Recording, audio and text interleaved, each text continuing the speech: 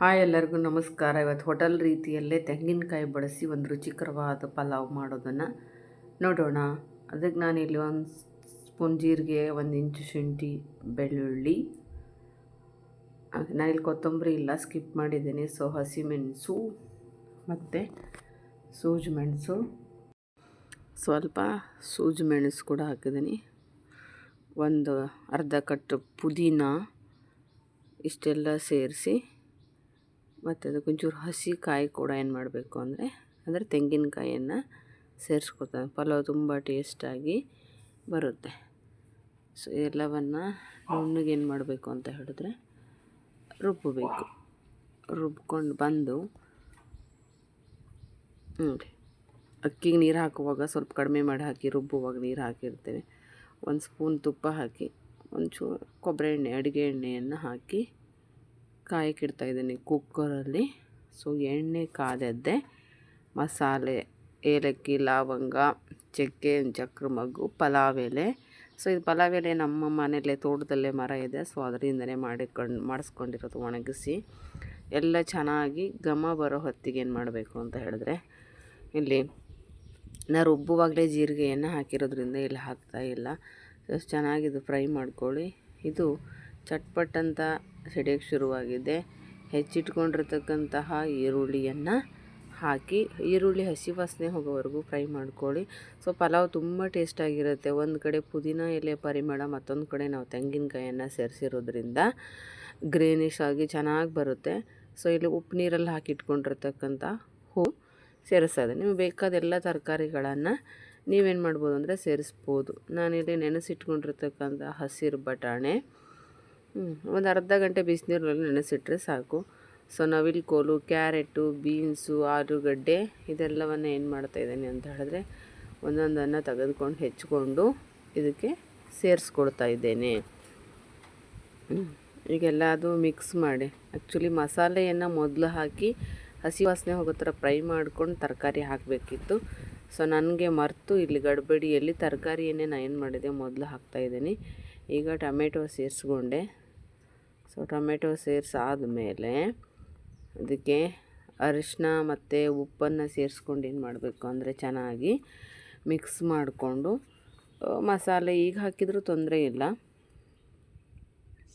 ಕರಿಬೇವನ್ನು ಹಾಕ್ತಾಯಿದ್ದೇನೆ, ಅರಿಶಿನ,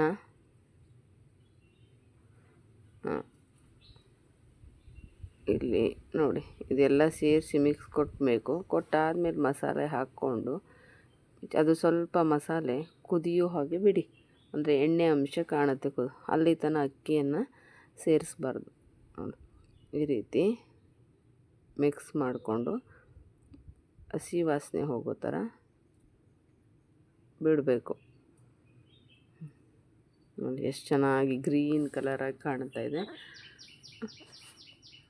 ವೆಜಿಟೇಬಲ್ಸು ಎಲ್ಲದಕ್ಕೂ ಮಸಾಲೆ ಮಿಕ್ಸ್ ಆಗೋವರೆಗೂ ಚೆನ್ನಾಗಿ ಕುದಿಯೋಕೆ ಬಿಡಿ. ಅದನ್ನು ಉಪ್ಪು ರುಚಿಗೆ ಬೇಕಾದಷ್ಟು, ಒಂಚೂರು ನೀವು ರುಚಿಗೆ ಸಕ್ಕರೆ ಬೇಕಾದರೂ ಸೇರಿಸ್ಬೋದು, ಅಂದರೆ ಸ್ವೀಟ್ ಲೆಕ್ಕಕ್ಕೆ ಪಲಾವ್ಗೆ. ಈಗ ನೋಡಿ ಚೆನ್ನಾಗಿ ಎಲ್ಲ ಜೊತೆ ಮಿಕ್ಸ್ ಹಾಕ್ಕೊಂಡು ಕುದಿ ಬರ್ತಾಯಿತ್ತು. ನಾನೀಗ ಏನು ಮಾಡ್ತಾಯಿದ್ದೀನಿ ಅಂತ ಹೇಳಿದ್ರೆ, ಈ ಲೋಟದಲ್ಲಿ 1 ಲೋಟ ಹಾಕ್ತೀನಿ. ನಾವು ಇಲ್ಲಿ ನಮ್ಮ ಹಳ್ಳಿ ಭಾಷೆಯಲ್ಲಿ ಹೇಳಿದಾರೆ ಒಂದು ಚಟಕ್ ಅಕ್ಕಿ ತಗೊಂಡು, ಸೊ ಅದಕ್ಕೆ ಏನು ಮಾಡ್ತಿದ್ದೀನಿ ಅಂತ ಹೇಳಿದ್ರೆ 2 ಪಟ್ಟು ನೀರು.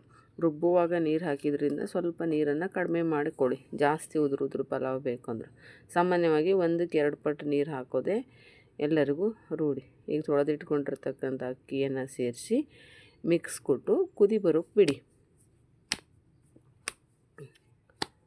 ಹಿಡಿದೆ ಅಂದರೆ ಕುದಿ ಬಂದ ಮೇಲೇ ಕುಕ್ಕರ್ ಮುಚ್ಚಬೇಕು. ಯಾಕಂತಂದರೆ ಒಂದು ಪಲಾವ್ ಬೇಗನೆ ವಿಸಿಲ್ ಬರುತ್ತೆ, ಎರಡನೇದು ತಳ ಕತ್ತೋಗೋದಿಲ್ಲ, ಹೆಚ್ಚು ಮುದ್ದೆನೂ ಆಗೋದಿಲ್ಲ.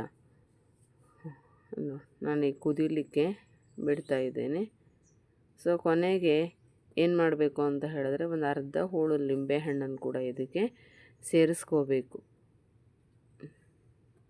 ಲಿಂಬೆ ಹುಳಿ ಹಾಕೋದ್ರಿಂದ ಡೈಜೆಷನ್ ಪ್ರಾಬ್ಲಮ್ಗೆ ಸರಿಯಾಗುತ್ತೆ. ಹಾಗೆ ಅನ್ನ ಇರುತ್ತೆ ಅಂತ ಹೇಳಿದ್ರೆ ಉದುರಾಗಿ ಬರುತ್ತೆ ಅಂತ. ಇನ್ನು ಕೆಲವರು ಬಿಸಿ ಇದ್ದಾಗ ಲಿಂಬು ಸೇರಿಸ್ಬಾರ್ದು ಹೇಳ್ತಾರೆ. ಸೊ ಏನು ಮಾಡೋದು, ನಾನಿಲ್ಲಿ ಅರ್ಧ ಹೋಳು ಲಿಂಬುವನ್ನು ಸೇರಿಸಿ ಕುದಿ ಬಂತು. ಸೊ ಮತ್ತೊಂದು ಸರಿ ಮಿಕ್ಸ್ ಕೊಟ್ಟು, ಆದರೆ ಈ ರೀತಿ ಮಿಕ್ಸ್ ಕೊಡೋದ್ರಿಂದ ಅಕ್ಕಿ ಮಸಾಲೆ ಜೊತೆ ಚೆನ್ನಾಗಿ ಬೆರೆತೋಗುತ್ತೆ. ಇಲ್ಲಾಂದರೆ ಒಂದು ಕಡೆ ಅಕ್ಕಿ ಒಂದು ಕಡೆ ಮಸಾಲೆ ಹಿಂಗಾಗಿಬಿಡುತ್ತೆ. ಅಲ್ಲಿ ನೋಡಿ ಈ ರೀತಿ. ಈಗ ನಾವೇನು ಮಾಡಬೇಕು ಅಂದರೆ ವಿಸಿಲ್ ಮುಚ್ಚಿ ಒಂದು ವಿಜಿಲ್ ಕೂಡ ಕೂಗಿಸ್ಕೋಬೋದು. ಅಕ್ಕಿಯನ್ನು ಒಂದು 10 ನಿಮಿಷ ನೆನೆಸಿದ್ವಿ ಅಂತಂದರೆ. ಕೆಲವರು ಮನೆಯಲ್ಲಿ ಉದುರು ಬೇಕಾಗುತ್ತೆ, ಕೆಲವ್ರ ಮನೆಯಲ್ಲಿ ಮೆತ್ತಗೆ ಬೇಕಾಗುತ್ತೆ ವಯಸ್ಸಾದವರು ಇದ್ದರೆ. ಸೊ ನಾನಿಲ್ಲಿ 2 ವಿಸಿಲನ್ನು ಕೂಗಿಸ್ಕೊಂಡಿದ್ದೇನೆ. ನನ್ನ ಮಗನಿಗೆ ಪಲಾವು ಉದುರಾಗಿರಬೇಕು. ಆದರೆ ಮನೇಲಿ ವಯಸ್ಸಾದವರು ಇದ್ದರೆ ಜಾಸ್ತಿ ಉದುರಾದರೆ ಅದು ಆರಿದಂಗೆ ಗಟ್ಟಿ ಆಗ್ತಾ ಬರುತ್ತೆ. ಸೊ ಹಾಗಾಗಿ ಸ್ವಲ್ಪ ನಾನಿಲ್ಲಿ ಏನು ಮಾಡಿದ್ದೀನಿ ಅಂತ ಹೇಳಿದ್ರೆ, ಮೆತ್ತಗೆ ಬರಲಿ ಹೇಳಿ ನೀರನ್ನು ಹನಿ ಜಾಸ್ತಿ ಅಂದರೆ ಆರಾರದ ಹಾಗೆ ಇದು ಏನಾಗುತ್ತೆ ಅಂದರೆ ಬಿಡಿ ಆಗ್ತಾ ಹೋಗುತ್ತೆ. ನೋಡಿ, ರುಚಿಕರವಾದ ಹೋಟೆಲ್ ಶೈಲಿಯ ಪಲಾವ್ ಮನೆಯಲ್ಲೇ ರೆಡಿ ಆಯಿತು.